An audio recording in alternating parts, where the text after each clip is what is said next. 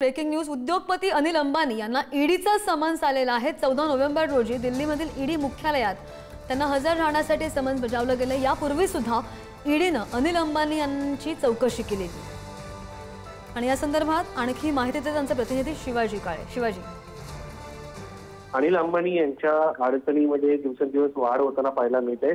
आता त्यांना पुढच्या आठवड्यामध्ये चौकशीसाठी मुंबईमध्ये बोलवण्यात आलेलं आहे।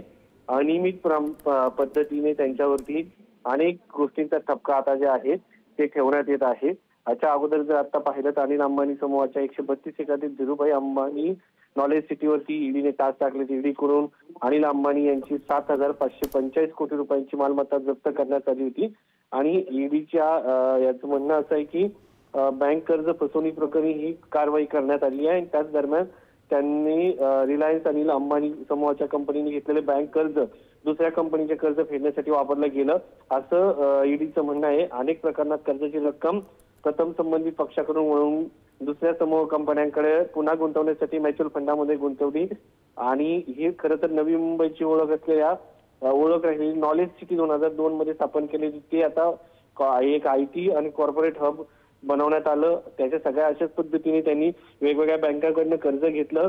ते कर्ज एका कारणासाठी घेण्यात आलं आणि ते कर्ज दुसरीकडे वळवण्यात आलं असा एक आरोप त्यांच्यावरती ठेवण्यात येत आहे। एकंदरीत जर पाहिलं तर गेल्या काही दिवसांपासून अनिल अंबानी यांच्या अडचणीमध्ये सातत्याने वाढ होताना पाहायला मिळते।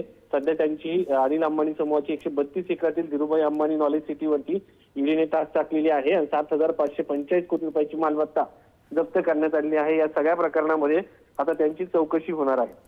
हो, अगदी। आणि या समन्स नंतर आता त्यांच्यावरच्या कायदेशीर अडचणी सुद्धा वाढू शकतात। शिवाजी, अपडेट घेतल्यावर धन्यवाद दिलेल्या सगळ्या सविस्तर माहितीसाठी।